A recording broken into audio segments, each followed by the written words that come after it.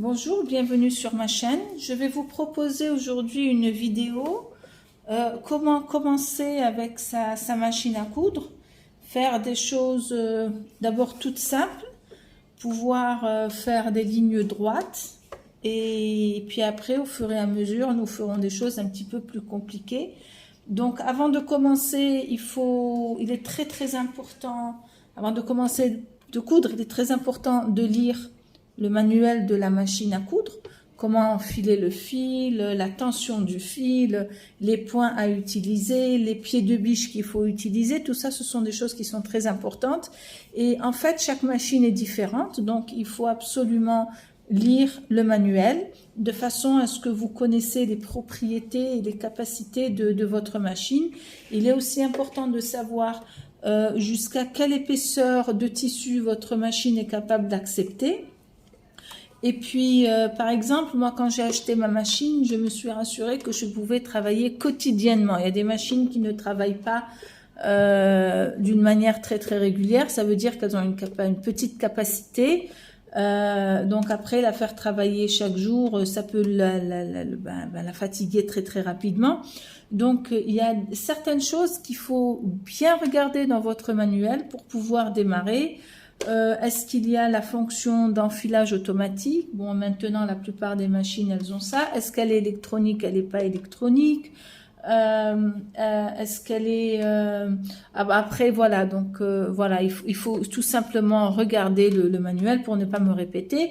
Et sans plus tarder, nous allons commencer par des choses qui sont très simples à faire. Mais... ça peut aider pour quelqu'un qui veut commencer à utiliser sa machine à coudre. Alors, j'ai pris une chute de tissu. Pour les débutants, je conseille toujours d'utiliser de la popeline. Il ne faut pas utiliser autre chose que de la popeline ou des tissus qui soient trop épais ou trop fluides. Ça risque de rendre l'expérience trop difficile. La popeline, c'est idéal pour commencer. Et donc, je vais vous montrer comment on fait une ligne droite, comment on fait des coutures ondulées, comment on fait des zigzags, et après, comment on va assembler deux tissus. Donc, ça va être assez rapide, et puis après, il faudra vous entraîner sur des chutes de tissu avant de vous mettre, par exemple, à faire des ourlets ou à faire des choses un petit peu plus compliquées ou des petites serviettes. Mais bon, il y aura des tutoriels, bien sûr, dans le futur sur des projets faciles mais différents et pour des objets, enfin des projets pour des choses pour la maison ou pour vous-même. Donc, on va commencer. Donc là, j'ai vérifié la tension de mon fil. J'ai vérifié que ma canette était bien enfilée. La voilà. J'ai vérifié le point que j'allais utiliser parce que si vous avez remarqué, je n'ai pas un pied de biche international, mais celui-là il est particulier. Si j'utilise un point zigzag avec ce pied de biche, je risque de casser mon aiguille et franchement c'est pas sympa, ni pour l'aiguille ni pour la machine d'ailleurs. Donc je remets mon pied de biche, je tire le fil de ma canette et puis voilà. Donc il y a certaines machines qui ont la canette de ce côté là en face et non pas en haut, donc elles auront ça se présentera d'une manière différente. Donc pour commencer une couture, donc on fait baisser l'aiguille. Il faut avoir les fils vers l'extérieur, vers l'arrière. En fait, nos fils doivent être vers l'arrière parce que si les fils sont à l'avant, ça va faire des nœuds. On pourra les enlever, mais bon, c'est pas sympa.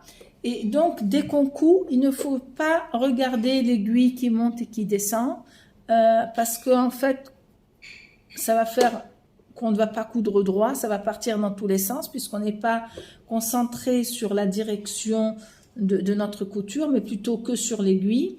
Soit on va dessiner une ligne je l'ai faite ici d'une manière contrastée pour vous aider à bien voir, soit vous allez utiliser les repères que vous avez sur votre petite tablette ici. Donc vous avez 1 cm, 2 cm, vous avez en haut les mesures par inch. Et puis là, ça va vous aider à marcher en parallèle et suivre le repère. Donc, conseil numéro 1, ne jamais regarder l'aiguille des concours. Donc, je vais commencer au début. Donc, ma machine me permet de régler la vitesse de ma couture. Je peux aller très très doucement, comme ça par exemple. Là, je vais revenir en arrière pour sécuriser ma première couture. Et après, je peux contrôler. J'ai un petit bouton qui m'aide à contrôler. Pour les personnes qui n'ont pas cette fonction, en fait, il faudra appuyer doucement sur la pédale jusqu'à ce qu'on arrive à la vitesse désirée. Donc, vous pouvez appuyer. Là, j'appuie à peine sur la pédale. Et plus j'appuie, plus elle va vite. Donc, c'est aussi une autre façon de contrôler. Et moi, je ne regarde pas l'aiguille. Je regarde le trait que j'ai dessiné pour pouvoir aller droit. Enfin, je ne vais pas aller trop vite non plus, là.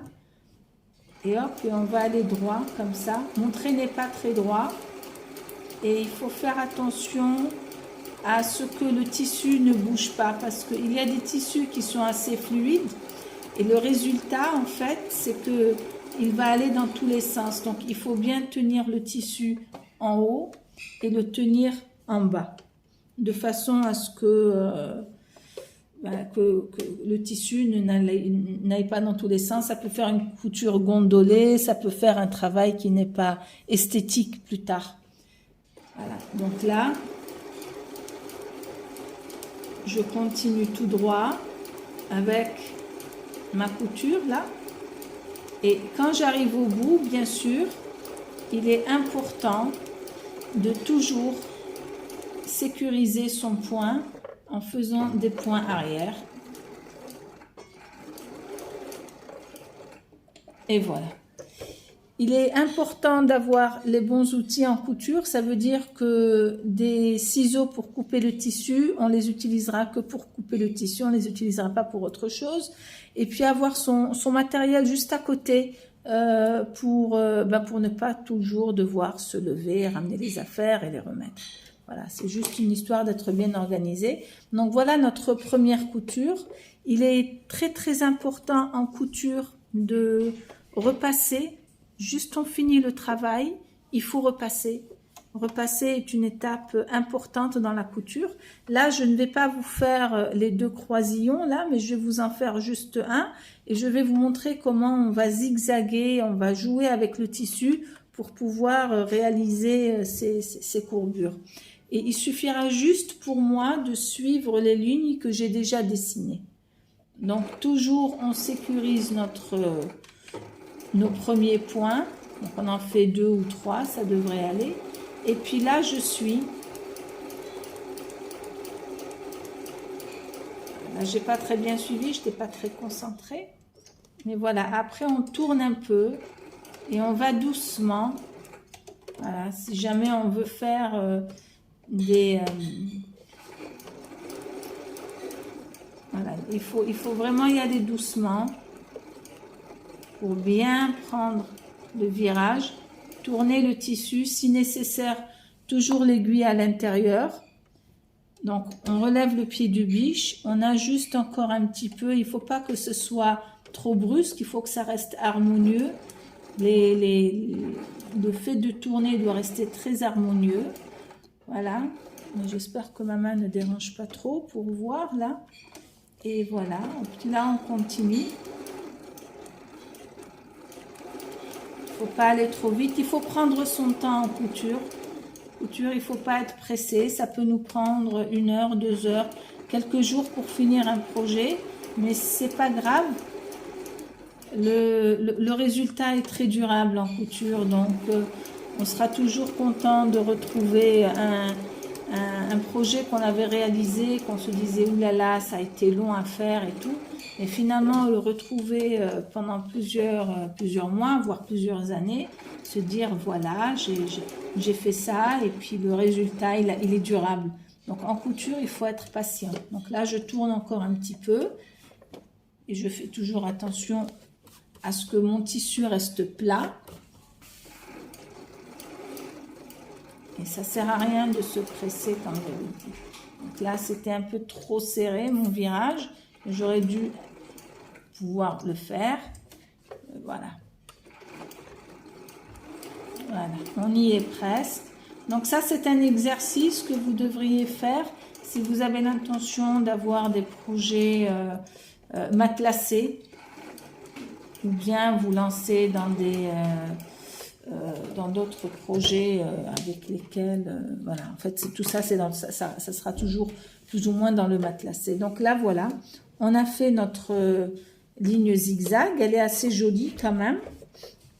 Et là, ça va être le zigzag droit. Donc là aussi, il faut...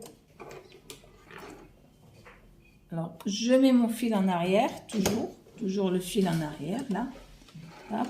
1, 2, 3. Parfois je fais 2, parfois je fais 3, c'est pas grave. Et puis là, c'est beaucoup plus simple parce qu'en fait, ça restera toujours des lignes droites. Mais quand j'arrive au bout, je laisse toujours l'aiguille à l'intérieur. Je relève mon pied de biche, j'ajuste mon tissu avec la prochaine direction et hop, j'y vais. Donc là, je vois bien que je ne suis pas exactement avec la ligne que j'ai dessinée. Bon, là, c'est pas important, mais quand même, je vais vous montrer quand même. Voilà, on va le faire. Et là, hop, quand je reviens, je vois bien que, voilà, ma ligne va être bien cousue sur le dessin que j'ai fait. Voilà. Et en fait, je continue comme ça.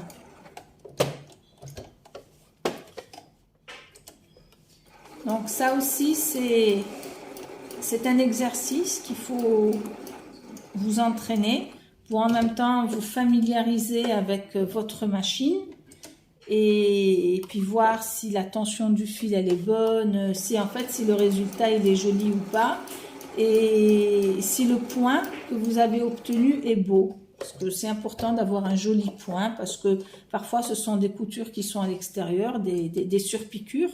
Et donc les surpiqûres, il est très important qu'elles soient jolies, qu'elles soient bien faites, appliquées, nettes. Et après, j'ai le droit de régler la longueur de mon point. Donc là, je suis dans le point standard qui est à peu près 2 mm et demi. Là, je vais par exemple faire 3 mm 3.6. Voilà, j'ai fait 3.6 et là, ça va être plus long. Ça dépendra de ce que je veux obtenir en tant que surpiqûre. Donc, on comprend bien que la surpiqûre, c'est toute couture qui est, par exemple, à l'extérieur et qui est visible. Donc, ça va être ça une surpiqûre. Voilà, donc là, déjà...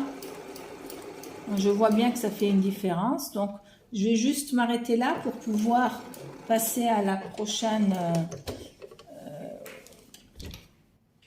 couture qui sera l'assemblage de 2 morceaux de tissu, par exemple, pour faire assembler 2 pièces ou bien faire un ourlet. En tous les cas, nous allons coudre 2 tissus ensemble et ça sera toujours la même technique, ne pas regarder l'aiguille et suivre la ligne et surtout ne pas aller vite et être sûr que le résultat que nous avons obtenu, vous le trouvez satisfaisant. Donc encore mon fil, je ne l'oublie pas et hop, et là, j'ai